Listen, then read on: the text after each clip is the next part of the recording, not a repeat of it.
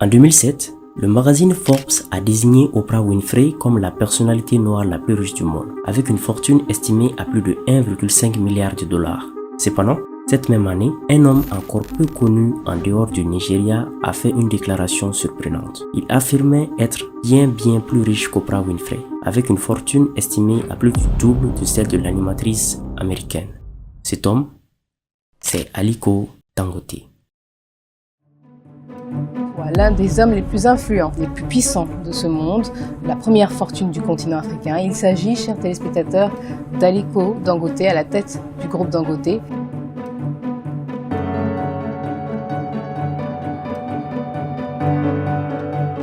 Laissez-moi vous raconter, mes amis, l'histoire fascinante d'Aliko Dangote.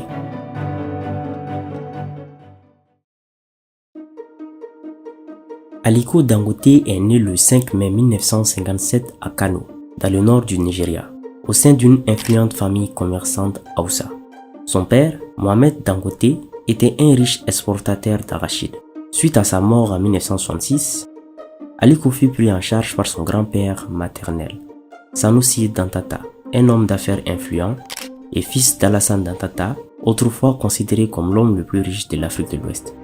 Aliko grandit donc dans un environnement aisé, entouré d'une riche tradition entrepreneuriale. Pourtant, dans un geste audacieux et inspiré, il choisit de léguer l'intégralité de l'héritage de son père à des œuvres de charité, préférant bâtir sa propre fortune à partir de rien. David, one thing that I'm very proud of is that I did not inherit any money from my father. I built everything from scratch to where I am. So your father died when you were relatively young? Yeah, he died when I was 8 years old. So he didn't leave in his will a large amount of money for you? Well, he left in the will, but whatever that I inherited from him, which means in assets, I gave that one to charity since then.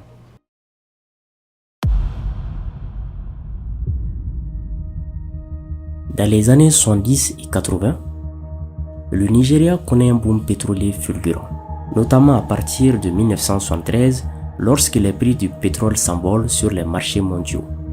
Cette nouvelle richesse transforme l'économie nigériane, générant d'énormes revenus. Cependant, malgré cette prospérité apparente, le pays doit faire face à des défis structurels majeurs. La demande croissante pour des infrastructures modernes, telles que des routes, des logements et des matériaux de construction, devient alors cruciale. Fraîchement diplômé de l'université Al-Azhar du Caire à 20 ans, Aliko Dangote aperçoit une opportunité en or. En 1977, il débute dans le monde des affaires grâce à un apport de 500 000 naira de son oncle, ainsi qu'à 3 camions de ciment provenant de son grand-père. I started work with my uncle, but there's few months, and then I went to Lagos, and now I started my own business by just buying cement, selling. It was just a very low-key business. Right, so you're 21 years old, you're buying cement, you're a trader. I was trading, yes. You're not making cement, you're trading it. I was trading at that time. Now cement is your main business, we'll talk about it in a moment, but why is cement such a big part of Africa's wealth? Well, the issue is that when you look at cement is what builds infrastructure. And we need a lot of infrastructural deficit. In Nigeria alone, we have about 17,000 deficit of housing. And it is all over in Africa. So when we started cement in Nigeria, we realized that majority of it was actually imported. And that is why we went in there, we started, and it's a long story. Avec la croissance de Dangote Cement, Aliko Dangote commence à diversifier ses activités dans les années suivantes. En 1981, le Dangote Group est formé et Aliko investit dans plusieurs secteurs, y compris le sucre, l'importation de riz et même dans une banque. À la fin des années 80, il prend conscience qu'il est plus bénéfique de produire localement au Nigeria plutôt que d'importer systématiquement des produits. Inspiré par un voyage au Brésil, où il observe des modèles de production locale efficaces, il décide d'investir dans l'industrie. Son groupe construit une raffinerie de sucre et une usine d'emballage pour les pâtes alimentaires, ce qui permet de réduire les dépendances aux importations. Cette diversification renforce sa position sur le marché et lui permet de bâtir un empire commercial qui deviendra le Dangote Group. Ce conglomérat diversifié sera au cœur de l'économie nigériane dans les décennies à venir. Le coup d'État militaire de 1983 s'avère être une aubaine pour lui. La junte au pouvoir emprisonne de nombreux hommes d'affaires de la ville, libérant au passage d'énormes marchés, offrant à Dangote une occasion unique de s'imposer dans un secteur concurrentiel. Profitant de la situation, il parvient à étendre rapidement ses opérations.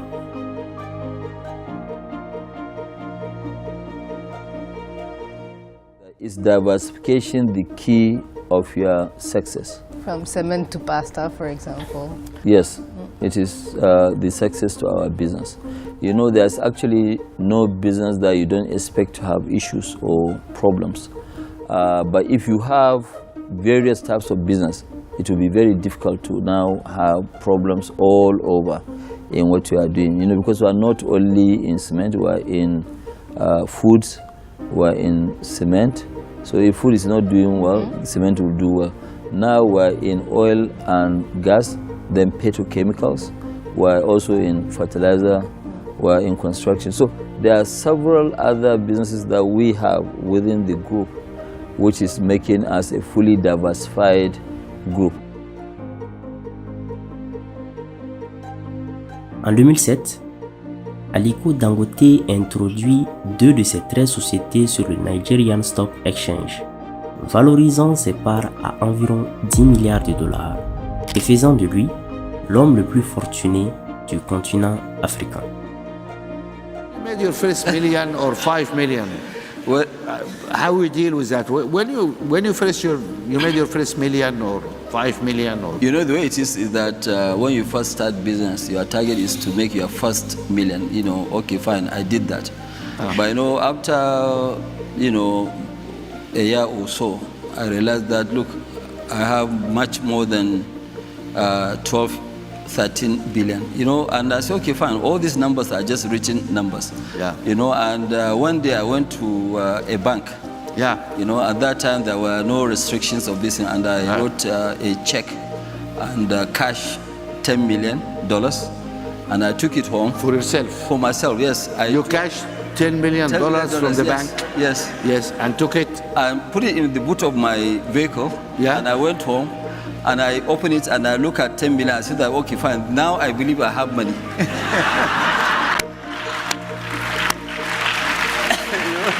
I know.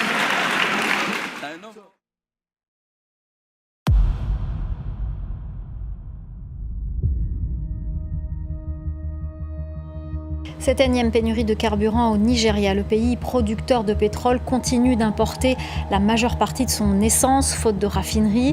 Les stations-service sont prises d'assaut par les automobilistes et les revendeurs illégaux ont repris du service. Le Nigeria est l'un des plus grands producteurs de pétrole brut au monde. Mais paradoxalement, il a longtemps été confronté à une pénurie de produits pétroliers raffinés, tels que l'essence et le gasoil. Cette situation s'explique par le fait que le pays, bien qu'exportateur majeur de pétrole brut, n'a jamais eu les capacités de raffinage nécessaires pour satisfaire la demande intérieure. Cela a conduit le Nigeria à importer la majorité de son carburant, augmentant considérablement les coûts pour les consommateurs locaux. C'est dans ce contexte qu'Aliko Dangote a vu une opportunité de répondre à un besoin crucial pour son pays. Produire localement le carburant nécessaire à la consommation nationale et à terme, réduire voire éliminer la dépendance aux importations de produits raffinés. Cette vision s'inscrit dans une démarche plus large, celle de l'industrialisation de l'Afrique à travers des investissements stratégiques dans des secteurs clés. Why are we building a refinery? When you look at the entire sub-Saharan Africa, we have only 2 working refineries. One, it is in Côte d'Ivoire, which has only 75,000 barrels a day. The other one is by Sasol in South Africa. But majority of all these countries, almost all the sub-Saharan African countries, they don't have refining capacity. So all of them, they export their oil, but they import products. So we realize that majority of the foreign exchange spending of Nigeria goes to petroleum products imports. Après moult reports, le président nigérian a inauguré lundi à Lagos la méga raffinerie d'Aliko Dangote, puissant homme d'affaires du pays. Elle dispose d'une capacité de traitement de 650 000 barils de brut par jour. Coût de ce projet lancé en 2013, plus de 18 milliards de dollars. Ces premiers produits sont attendus fin juillet ou début août, des produits qui sont aussi destinés à l'export.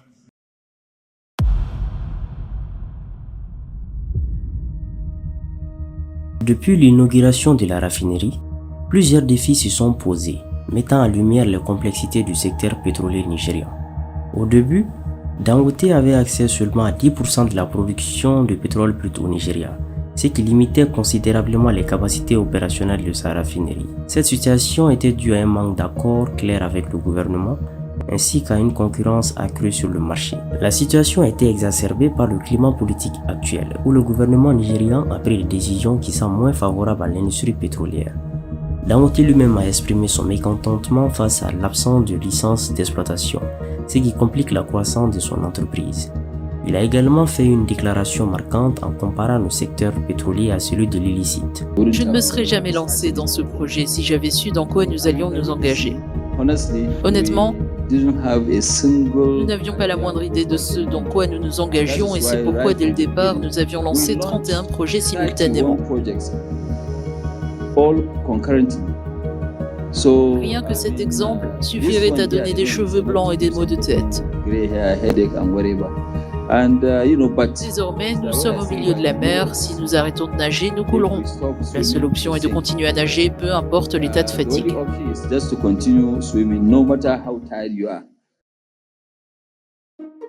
À la suite des négociations et de pressions publiques, le gouvernement a finalement consenti à accorder 40% de la production brute nigériane à Dangote.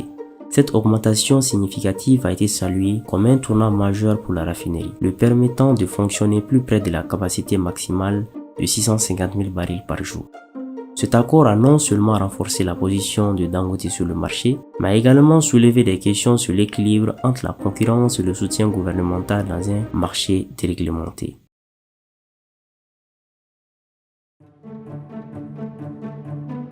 Aliko Dangote, au-delà des succès en affaires, est également reconnu pour son engagement philanthropique. Il a fondé le Dangote Foundation qui se concentre sur plusieurs domaines essentiels tels que l'éducation, la santé et le développement communautaire.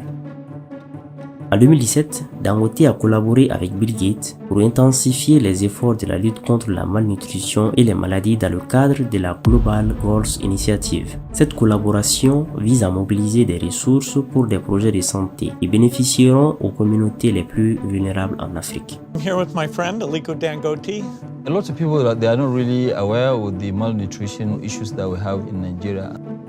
Malnutrition is such a gigantic problem. Part of it is just getting enough food, but another part is getting various vitamins, micronutrients. You really want supplementation where you take the things that low-income households are buying and try to make sure that the iron, the vitamin A variety of other things are included with those foods.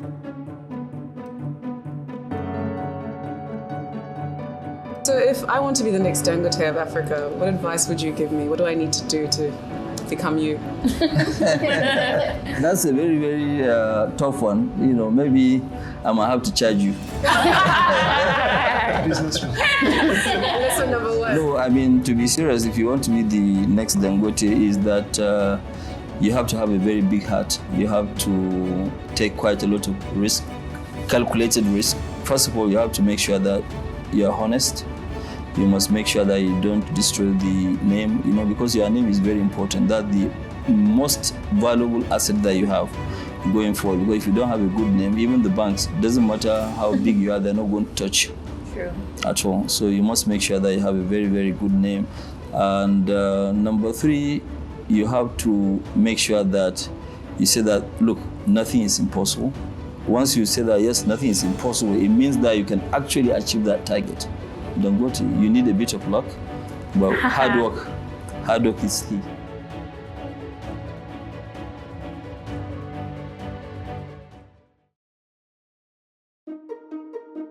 Merci à vous d'avoir regardé cette vidéo. Un grand merci à ceux qui s'abonnent à la chaîne. La communauté s'agrandit petit à petit et c'est grâce à vous. N'hésitez pas à laisser un commentaire ou des suggestions de futures vidéos. Abonnez-vous pour ne pas manquer les prochaines.